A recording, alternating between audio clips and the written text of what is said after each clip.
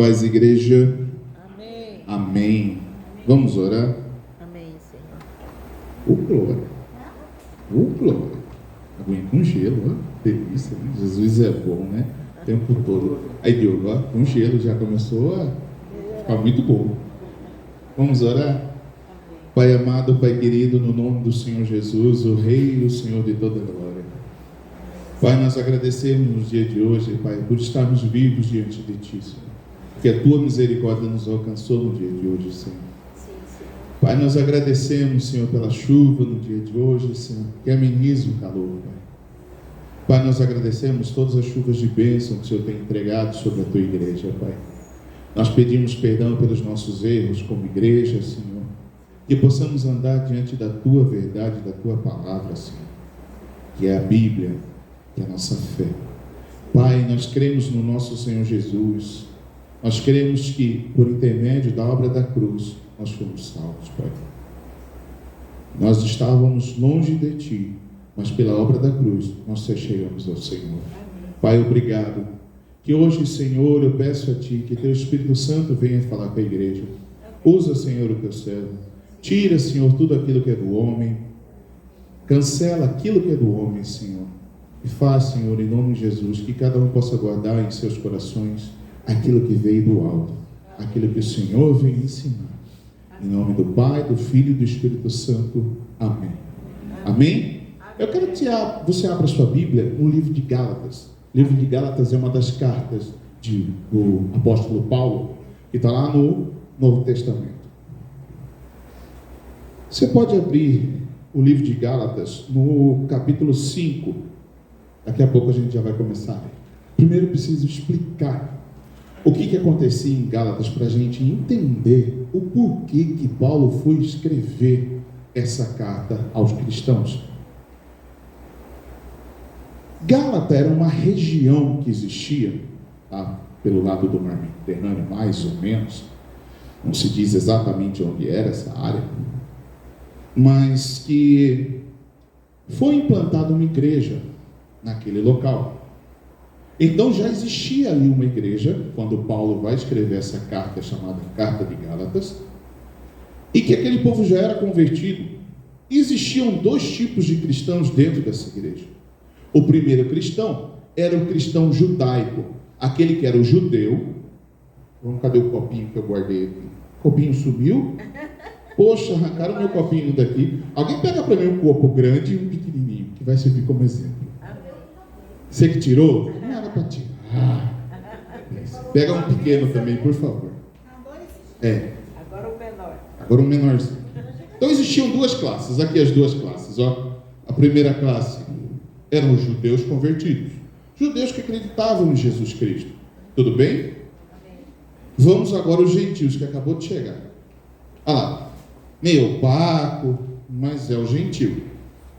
Beleza? Então existiam aqueles que criam em Jesus e eram judaizantes, eram judeus, eram aqueles que criam na lei de Moisés. E existiam em Gálatas também os gentios, aqueles que, como nós, não eram judeus e começaram a crer em Jesus Cristo. Tudo bem? Até aí, fácil de entender, né? Só que acontecia uma coisa nessa igreja para Paulo escrever essa carta. Esses carinhas aqui chamados judeus, que eram convertidos, começaram a colocar um jugo sobre aquele povo que não era judeu, falando para eles: olha aqui, vocês, para serem realmente cristãos, vocês precisam obedecer algumas coisas das leis, vocês estão errados. E eles, perdidos naquela situação, não entendendo se eles tinham que fazer ou se não tinham que fazer. Paulo então vai escrever uma carta, chamada essa carta aos Gálatas, para dizer exatamente o que deveria acontecer na igreja. Tudo bem? E Paulo vai combater exatamente esse problema que esse pessoal dentro da igreja fazia contra aqueles que eram novos convertidos, que não eram judeus. Então, qual que eram as características que os judeus tinham na época? Eles tinham algumas restrições. E eles queriam que esse novo povo que entrava na igreja, que eram os gentios, que são aqueles que não são judeus, cumprissem algumas leis de Moisés. Uma das leis era a circuncisão. Para aqueles que não sabem, a circuncisão é quando você vai pegar o prepúcio do órgão genital masculino e vai fazer um corte ali, um selo, tudo bem? Normalmente se faz quando a criança já tinha nascido, tinha uma certa idade, mas eles queriam fazer com que aqueles homens adultos fossem participar disso, e colocavam isso como regra de fé, entenderam? Então eles queriam colocar sobre esse povo essa regra. Outra regra era a obediência à lei mosaica. A lei mosaica, existiam leis morais, cerimoniais, que existiam dentro das igrejas, ou naquela época das sinagogas, leis civis que deveriam ser cumpridas. Então eram aproximadamente 613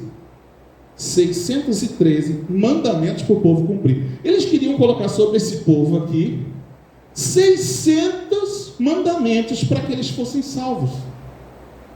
Você entendeu o problema? Sendo que Jesus veio trazer o quê?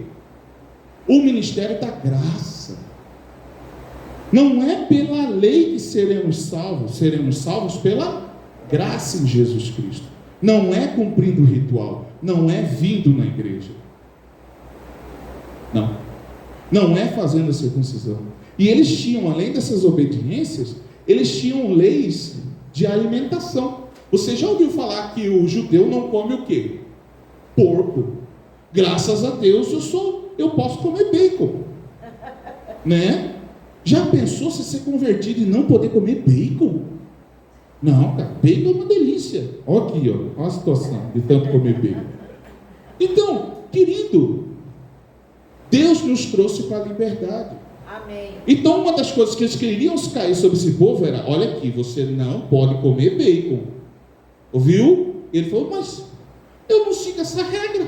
Essa regra é para você, não é para mim, não. Então Paulo vem lutar contra essas coisas. Ele vem criticar até mesmo alguns apóstolos. Um deles, o próprio Pedro. Ele vai criticar Pedro em uma reunião, porque ele queria realmente que o povo novo convertido, que não era judeu, era gentil, como nós, obedecessem essas regras. E Paulo então vem combater isso. Ele fala assim: negativo, isso não está certo.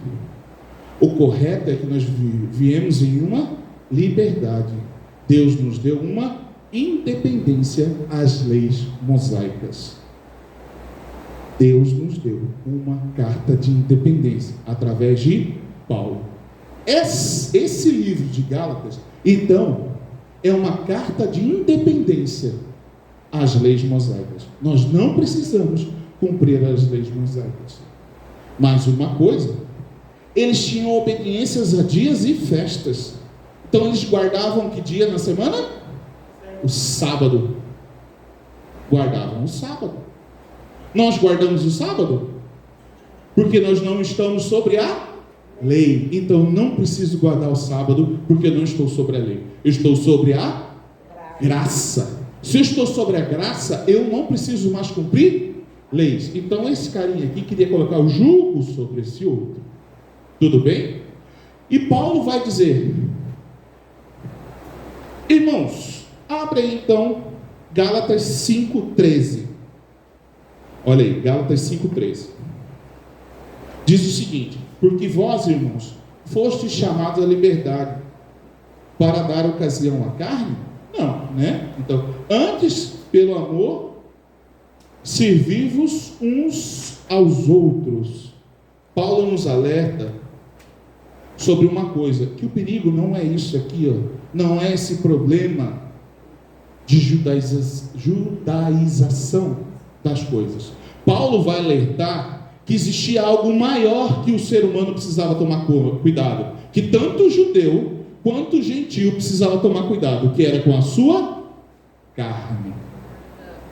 Ele vai mostrar isso. Então eles nos dão um alerta sobre como a gente deve andar diante do Pai.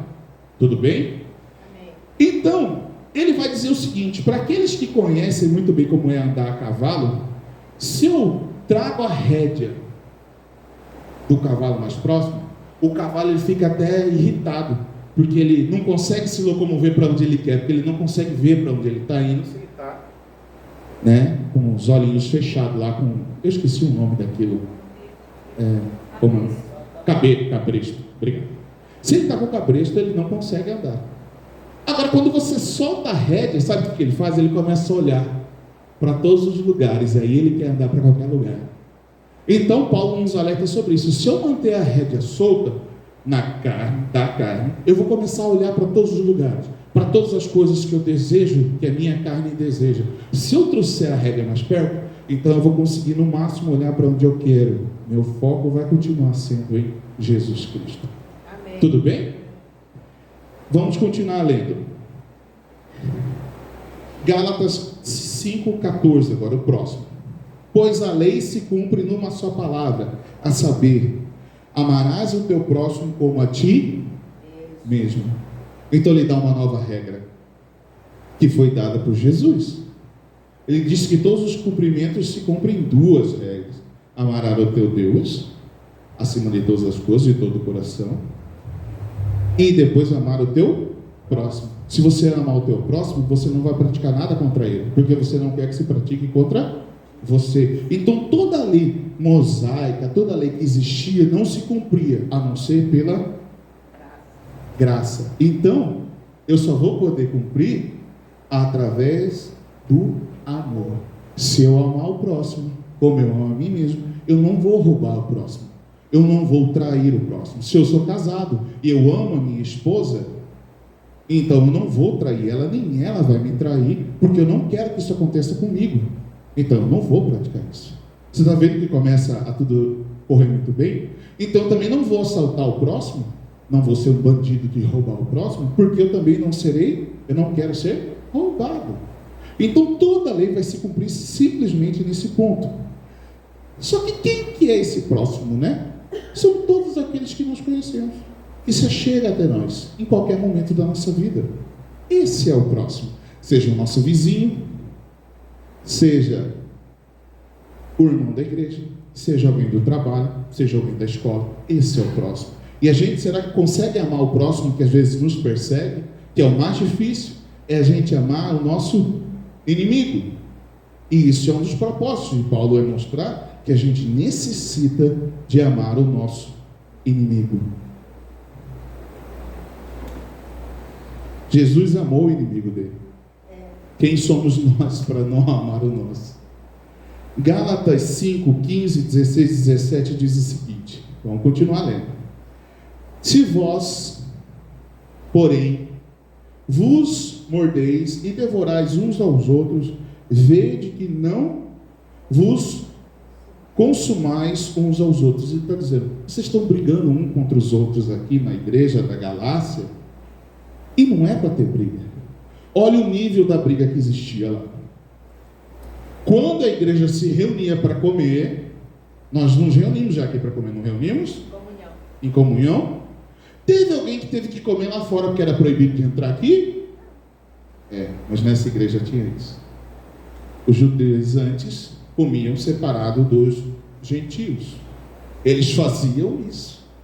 Então Paulo vem brigar contra esse tipo de coisa aqui no 15. Ele vai falar exatamente para isso. Por que vocês estão brigando entre vós? Entre vocês? Então, às vezes, a igreja, dentro da igreja, a gente acha rusgas uns com os outros, e a gente então está cometendo exatamente isso que Paulo vem dizer. Meu irmão, você não pode praticar isso. Dentro da igreja, até imagina na sua casa. Se briga dentro da igreja, imagina dentro de casa. Imagina no trabalho. E ele vai falar sobre isso. 16. Vamos lá. Digo, porém, andais pelo Espírito, e não haveis de cumprir a cobiça da carne. Ele fala que se a gente andar pelo Espírito, nós não vamos mais cumprir a vontade da carne. Agora, 17. Porque a carne luta contra o Espírito, e o Espírito contra a carne. E estes se opõem um ao outro, para que não façais o que quereis. Todos os dias, sem exceção. Vou tomar um golinho d'água, já. Oi? Boa, viu? Todo dia que a gente acorda dois seres dentro da gente: a carne e o espírito. E já começa uma guerra desde a hora que a gente acorda. Quem vai vencer essa guerra, quem decide somos nós. Amém. Naquele dia, no dia que a gente acorda, quem pode vencer pode ser o Espírito de Deus ou a nossa carne. Todos os dias, quando acordamos, eu quero que você lembre disso, todos os dias que você acorda, começa uma guerra. A partir do momento que você abre o olho, qual a primeira coisa que você faz quando acorda? Você já vai buscar o alimento sem lembrar de Deus? Ou a primeira coisa quando você abre os olhos e diz assim: Senhor, obrigado pela tua misericórdia no dia de hoje, por eu ter acordado no dia de hoje e eu estar vivo. Senhor, e já começa a orar. Depois você vai alimentar. Mas primeiro lugar, o Pai. Se você faz isso, você começou já a alimentar aquele que é o principal, que precisa ser alimentado, que é o nosso espírito. Todo dia vai acontecer essa guerra. Todo santo dia. Amém. Agora a gente tem que ver o que a gente alimenta mais. Porque naquele dia quem vai decidir somos nós. Que quem vai vencer vai ser a carne ou o espírito. Para a gente saber, Paulo vem dizer que então essa briga toda que acontecia não deveria acontecer. Eles eram iguais. O maior problema que existia, que ninguém enxergava, eram os problemas da carne. Porque uma coisa acontecia em Gálatas, presta bem atenção em mim. Existiam dois tipos de cultos em Gálatas. O primeiro culto em Gálatas que existia era o culto à fertilidade. Então existia uma deusa, pagã, onde as pessoas, para que fizessem o culto à fertilidade, praticavam todo tipo de orgias sexuais dentro do templo. E existia outro culto naquele local, que era o culto a Dionísio, conhecido como Baco, o deus do vinho. Então, o que acontecia? Acontecia também essa festividade, lá em Gálatas. E aquele povo gentil, então, saiu dessa situação. E quando voltava para casa, tinha que viver exatamente com isso, com festividades de orgias e tudo mais que aconteciam lá. E também a festa a Baco, Dionísio, a bebedeira, a glutonaria, a comilança também. Tudo praticado para adorar aquele Deus, aquele falso Deus. Então, Paulo vem escrever lá em Gálatas 5,19. Abra aí para você ver. Gálatas 5, ainda 19. Vai dizer o seguinte, e vamos seguir do 19 para frente. Ora, as obras da carne são manifestas, as quais são a prostituição, a impureza, a lascívia, a 20, a idolatria, a feitiçaria, as inimizades, as contendas, os ciúmes, as iras, as facções, as dissensões, os partidos. Um pouquinho mais. 21. As invejas, as bebedices, as orgias e coisas semelhantes a esta, contra as quais vos preveni, como já antes vos preveni, que tais coisas que praticam não herdarão, quer dizer, tais pessoas que praticam essas coisas, não herdarão o reino de Deus. Não herdará o reino de Deus. Qualquer um que praticar a obra da carne, não herdará o reino de Deus. Da última vez que eu subi aqui, a gente viu sobre alguns cristãos, Falei até sobre isso, sobre alguns cristãos que não herdarão o reino de Deus. E nesse momento, em Gálatas, Paulo vai fazer a mesma coisa. Por isso que eu copiei de Paulo, viu? Não sou eu que sou o primeiro, Paulo que é o primeiro. Ele que vai mostrar quem não herdará o reino de Deus. E aqui a gente vê cada um dos exemplos, então, prostituição, impureza, lascívia, idolatria, feitiçaria, inimizades, contendas, ciúmes, iras, facções, dissensões, partidos. Vamos para mais um pouco. Cadê? Invejas, bebedices, orgias e coisas semelhantes a essas.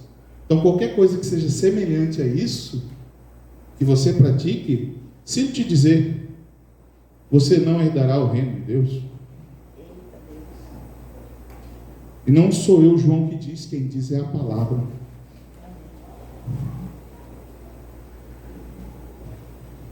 Na tradução original do grego, a palavra prostituição vem escrita como porneia, na verdade. Tá? A melhor tradução tradução para ela seria imoralidade, ou imoralidade sexual. Qualquer tipo de imoralidade sexual entra ali dentro. Ok? Um dos tipos de imoralidade, por exemplo, algumas traduções até colocam, em vez de prostituição, colocam fornicação, que é o sexo fora do matrimônio, né? O sexo praticado fora do casamento. Então isso, se você pratica isso, você não casou com a pessoa, você não declarou a Deus, diante de Deus isso, quer dizer que você está em uma situação de fornicação até hoje. Então há necessidade de você casar. Glória a Deus pelo casamento.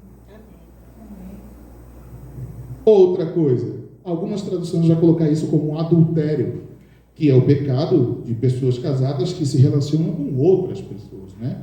A gente conhece muito bem sobre esse pecado. E isso acontecia por conta, em Gálatas, por conta daquela adoração à fertilidade a Dionísio. Então era cultural deles. Então Paulo vem combater aquilo. Então às vezes a gente traz do mundo algumas culturas e que a gente precisa combater no nosso dia a dia. Paulo vem dizer aquilo que a gente precisa então tirar da nossa frente qualquer imoralidade sexual. Qualquer tipo de moralidade. Não interessa qual é. Não sou eu que disse, é a palavra. Outra coisa. Impureza, vem dizer, né? Impureza pode ser traduzida como imundícia, refúgio, vícios, impurezas sexuais e depravação. Essas são algumas traduções. O gentil caiu. Espero que não tenha morrido. Acho que ele passa bem, né? O gentil não morre, né? A palavra de Deus diz que vai vir um anjo e vai nos segurar, né? Com a mão, né? Oh, glória a Deus. Gentil, você está vivo, né? Está vivo, né? Então, outro ponto que ele vai bater é a lascívia. Então, a lascívia a gente sabe que é a sensualidade exagerada. Às vezes a gente se converte, mas as nossas roupas ainda não se converteram. Às vezes uma mulher se converte, aí o que ela sempre tem é aquela roupinha que sempre mostra o decote, sempre mostra 99,9% da perna, né? Fica só aquele 0, alguma coisa para não mostrar. Né? E é complicado, né? Você conviver. Então você não só deve, quando você se converte, mudar o seu caráter, mas também mudar talvez a sua vestimenta. Não por você, mas pelo outro que vai te olhar. Para não criar no outro um desejo sexual. Então por isso que você deve se andar de forma comportada. Tanto o homem quanto a mulher. Tudo bem? Amém. Ok? Então aquele povo sai daquela situação terrível de sexualidade e tal, daquela cultura, para dentro da igreja. Então eles precisavam mudar. E Paulo vai combater isso. Vamos a Gálatas 5:20. Ainda tem tempo? Tem, né? Tem. Tá. A idolatria, feitiçaria, inimizades, contendas, ciúmes, iras e facções, dissensões e partidos. Quer dizer, no início Paulo vem falar sobre pecados sexuais. Agora Paulo vai falar sobre alguns pecados de superstição, de religião falsa e de temperamento ruim nosso. Então, a idolatria, a gente sabe que a idolatria só apareceu na história humana por conta da corrupção do homem. O homem peca e ele quer buscar sobre ele um novo Deus. Então esse é um problema. A feitiçaria. Por que ele vai falar exatamente esse nome, feitiçaria? Ele faz alusão a drogas. Paulo vai fazer alusão a drogas, porque naquela época existiam feiticeiras, naquela cidade, naquela localização de Gálatas, que elas praticavam cultos usando drogas. Seja droga bebida, seja droga fumada, como a gente conhece até qual é, né? Seja drogas injetáveis ou qualquer outra. Chá alucinógenos. No Brasil tem isso, chá alucinógenos. Então, Paulo vai combater esse tipo de feitiçaria para que o povo saísse, olha, não é para usar isso, viu, gentil? Você acabou de cair ali, Não é para você usar isso.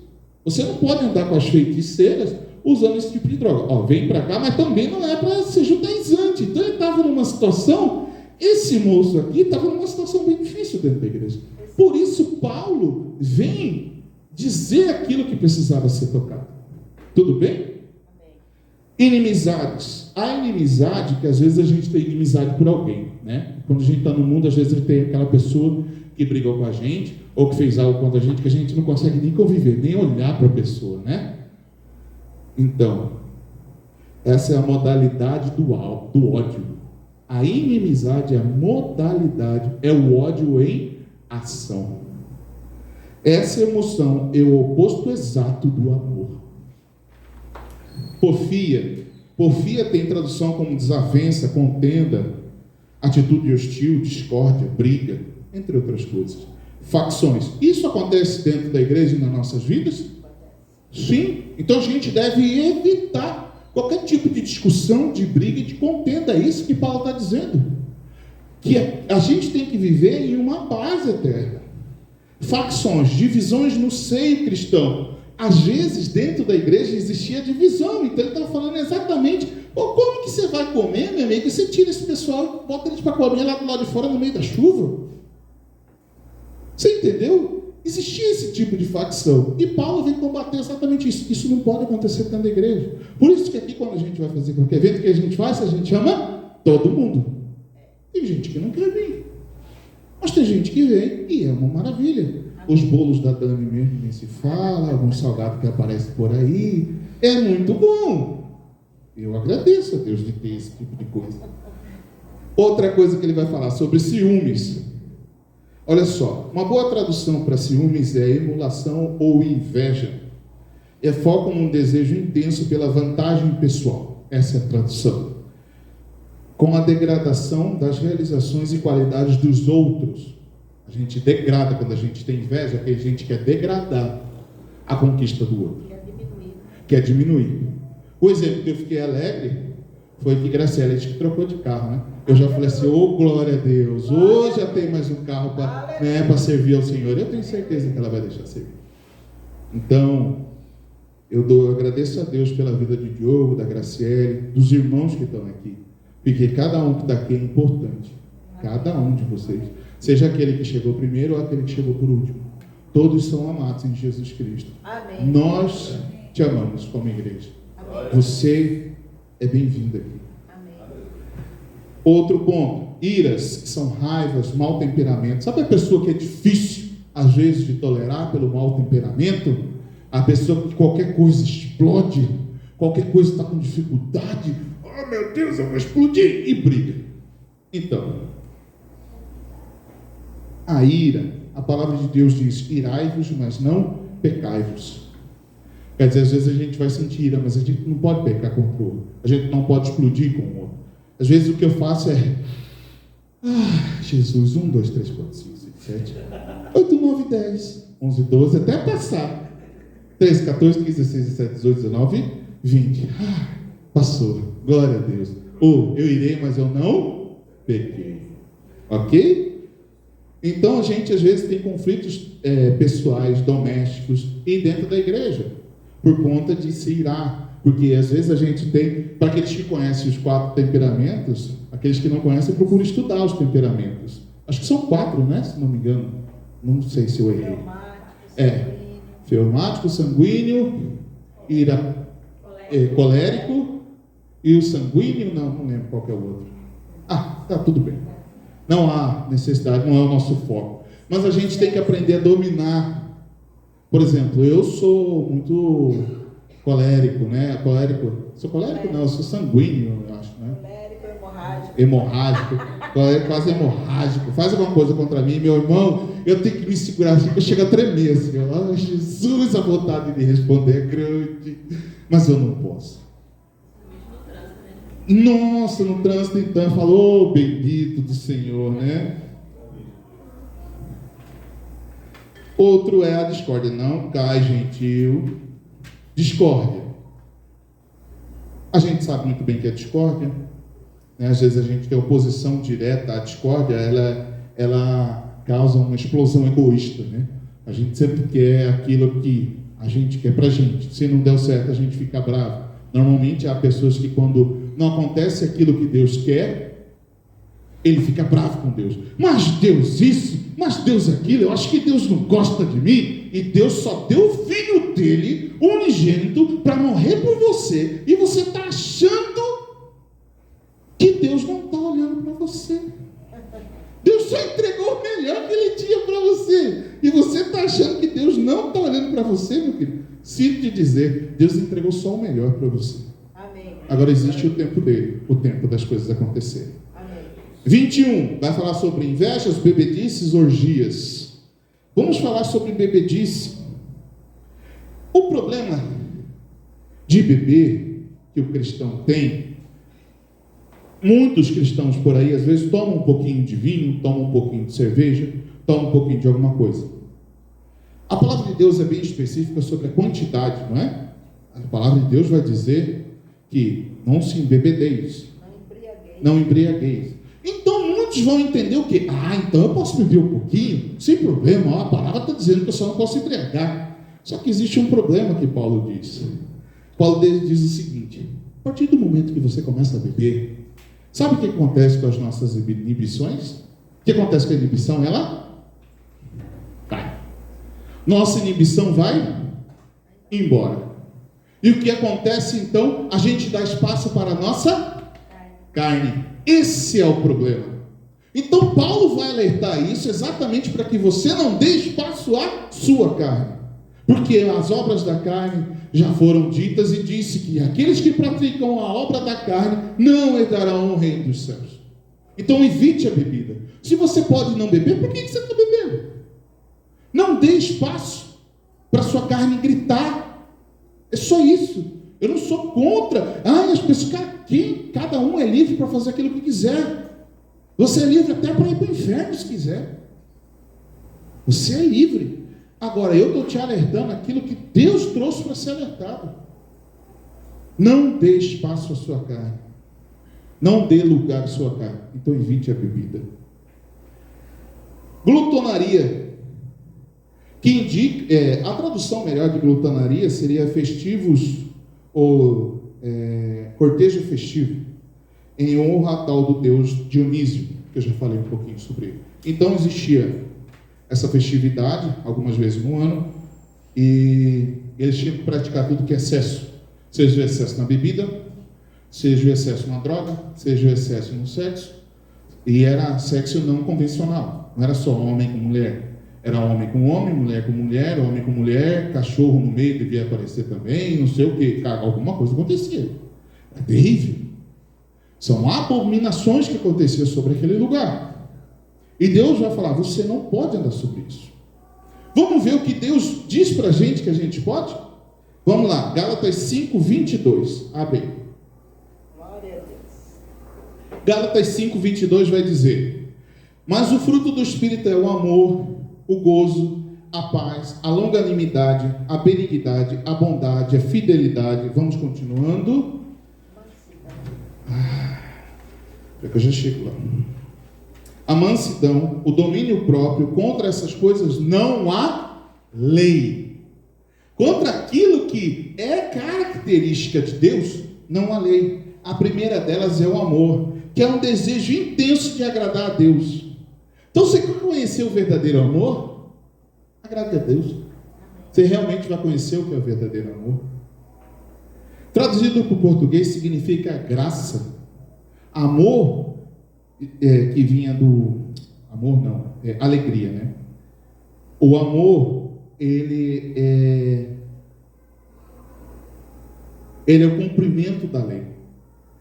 Tanto é que a gente viu lá que se a gente cumprir a lei, como que a gente cumpre a lei? Amar ao próximo como a ti mesmo. Então, se eu quero cumprir a lei, eu devo amar. Então, o amor que ele vai colocar é para que a gente possa cumprir a lei. A gente não consegue cumprir a lei que nem os judeus conseguem cumprir. Então, os judeus e os gentios têm que andar em conjunto. Toda a igreja deve andar em conjunto e andar em cima dos frutos do Espírito, que é então o amor. O gozo pode ser traduzido como alegria. É a mesma coisa. Ou do grego vem clara, ou claris, que traduzido para o português significa graça. Trata-se de uma vida graciosa e bondosa, ou senso de bem-estar. Quando a gente está alegre, a gente não só coloca um sorriso no rosto, porque colocar um sorriso no rosto é fácil, a gente pode enganar, mesmo estando triste ou em depressão, e colocar um sorriso no rosto. Mas a verdadeira alegria é quando nós deixamos toda a obra da carne de lado e começamos a viver a obra, os frutos do Espírito. A gente começa a deixar crescer sobre nós o fruto do Espírito e tudo vai mudar.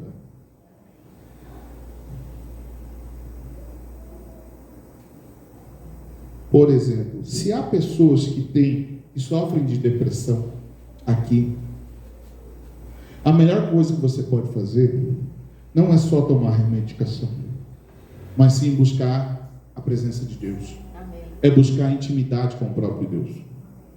Buscar conhecer o Deus e o teu propósito de vida. Você conhecer quem você é em Jesus Cristo. Conhecer quem você é para Deus.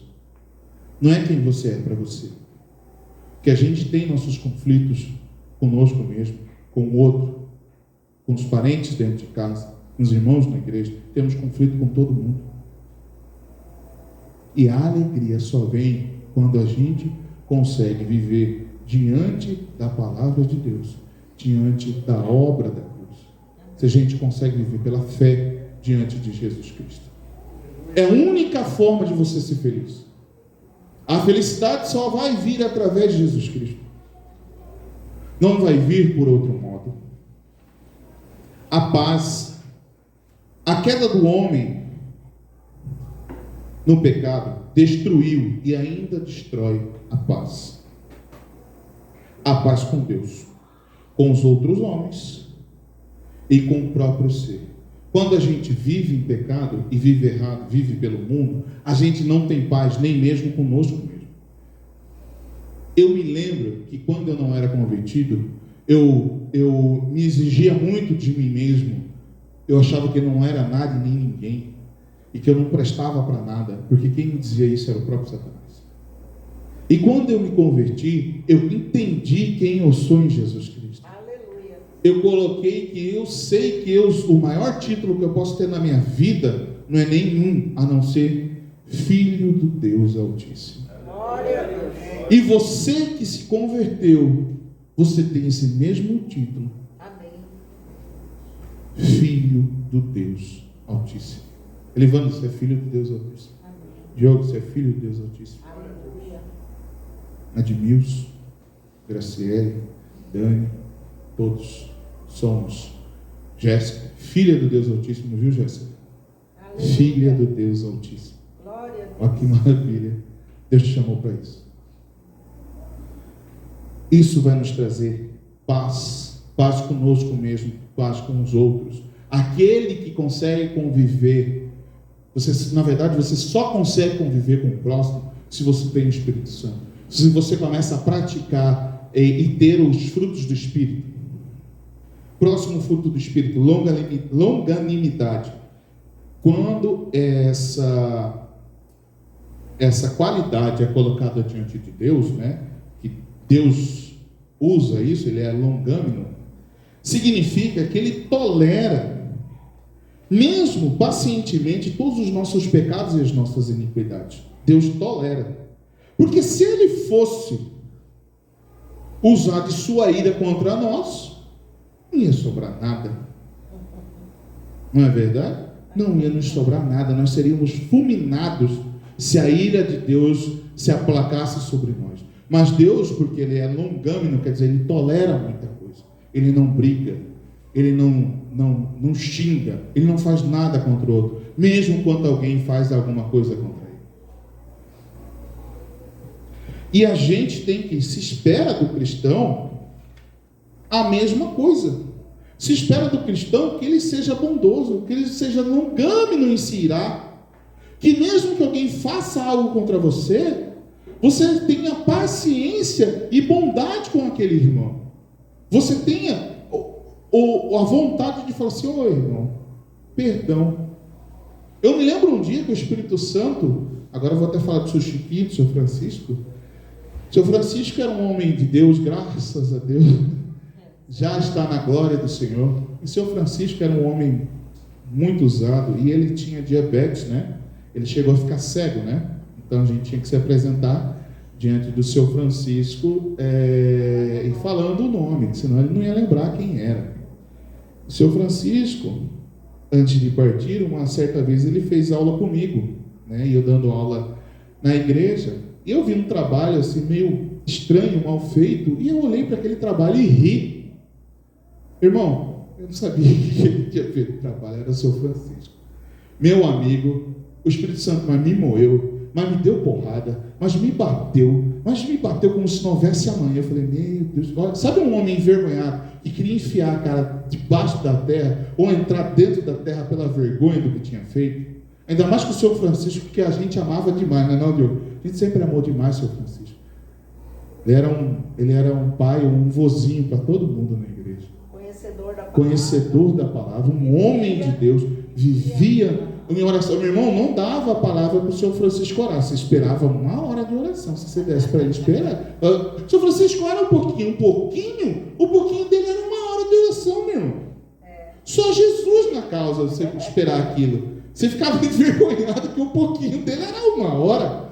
Então eu tive que chegar diante do senhor Francisco e falei, senhor Francisco, eu vim pedir perdão para o senhor. Irmãozão, mas por que o senhor não fez nada? Eu fiz, senhor Francisco. O senhor não sabe, mas eu fiz. Eu fui corrigir os trabalhos e tive que contar para ele. E eu não sabia que era o senhor que fez. E Deus já me tinha mostrou. baixa visão. Ele já tinha baixa visão, então ele tinha dificuldade de escrever. E eu não sabia que era dele, porque estava sem nome. Depois que eu fui descobrir que era dele, cara, eu fiquei tão envergonhado, cara. Porque eu tive uma atitude que eu não devia ter tido como professor. Eu devia ter tido era misericórdia, assim como Deus tem misericórdia conosco, né? Então a gente precisa ter misericórdia com o próximo. A gente precisa entender o próximo, entender as suas dificuldades. Às vezes a gente está em uma situação onde a gente precisa ter um pouco mais de benignidade, que é o próximo tema, que significa gentileza, bondade, excelência de caráter e honestidade. Todo cristão ele tem que ser honesto. Todo cristão tem que ser bondoso. Todo cristão tem que ser gentil. Aí eu me lembro do seu Francisco, que para mim ele foi tudo isso aqui, tá? Teve um excelente caráter, era um homem honesto, bondoso e de gentileza. Você ficava constrangido o tamanho, amor e gentileza que aquele homem tinha. É verdade. O crente que possui essas qualidades é gracioso, tem doçura de temperamento. Lembro de novo do seu Francisco. É cortês com os inferiores. Lembro de novo do seu Francisco. Eu lá achando que era alguma coisa, eu era inferior a ele. Eu fui lá, seu Francisco, por favor, me perdoa. E ele foi lugando e foi bondoso de novo com o inferior, que era eu. Ele, meu irmão, João, vai na paz, irmão. Eu te amo, você não fez nada para mim, não. E eu envergonhado, meu irmão, Jesus amado, como eu estava envergonhado. Os seguidores de Cristo, eles não podem ser inflexíveis e amargos. Se alguém fez algo contra você, perdoa, seja gentil, seja suave, seja cortês, tenha uma fala mansa diante daquele que fez isso. Próximo, bondade. Pode ser traduzido como retidão, prosperidade, gentileza. Bondade, a ação gentil. A bondade é uma forma especial de verdade e de beleza. A pessoa que ela é bondosa, ela chega a ser bonita. Você olha para ela, a pessoa é tão bondosa e tão querida que você olha para aquela pessoa com outra forma, porque a pessoa é bondosa. Gálatas 5:23, vamos olhar aí. Opa, tem um anterior, né? Fidelidade. Fidelidade ou confiança. Em algumas traduções vai ser fé, que é o último do anterior. A virtude. É uma virtude que procede do Espírito de Deus, que é a fé. A fé em Jesus Cristo. Ter fé é uma obra do próprio Espírito, do próprio Deus. Por quê? Porque a gente não viu Jesus Cristo. A gente não viu essas obras acontecer. Nós não vimos Paulo, nós não vimos Pedro, nós não vimos João, nós não vimos nenhum dos patriarcas. Mesmo assim, nós cremos. A palavra de Deus disse que existiria um povo que não viu, mas vai crer. E esse povo é bem-aventurado, esse povo é você. Esse povo sou eu, esse povo é você. Aquele que não viu e mesmo assim crê em nosso Senhor Jesus Cristo como único Senhor e Salvador de nossas vidas. Amém. Aleluia. A mansidão, a gente sabe. Mansidão, está até lá em Mateus 5,5, é a terceira bem-aventurança. Semana passada a pastora falou sobre isso. É o caráter daqueles que herdarão a terra. Um dos últimos pontos, domínio próprio. Autocontrole, autodisciplina, domínio sobre vícios listados anteriormente. Então, a gente ter domínio próprio é a gente conseguir não praticar todas aquelas obras da carne. Isso é domínio próprio.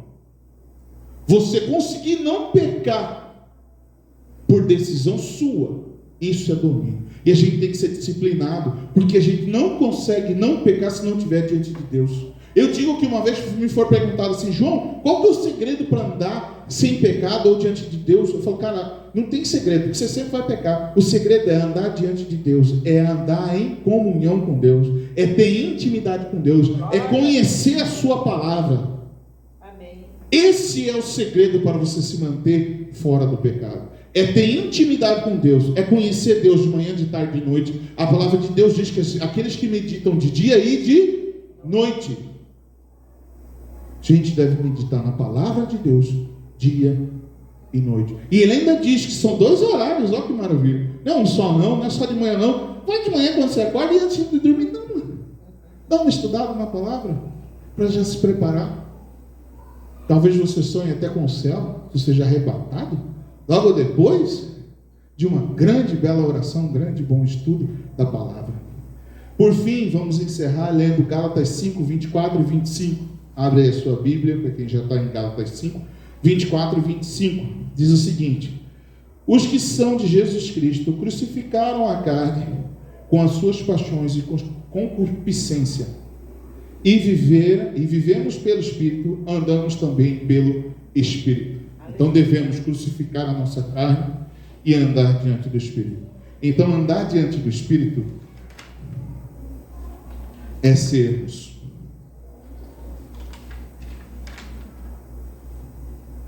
eu escrevi, hein? Aleluia. Jesus. Mas os frutos do Espírito é o amor, a alegria, a paz, longanimidade, benignidade, bondade, fidelidade. Olha quais são as regras para que a gente possa ser feliz. A mansidão, o domínio próprio. Contra essas coisas não há lei. Paulo vai dizer para esses dois: para de brigar, tem coisa pior. A obra da carne precisa ser extinta. A gente precisa viver pelo Espírito. Então ele dá um conselho àquela igreja. E hoje o meu conselho para essa igreja nossa é exatamente o mesmo.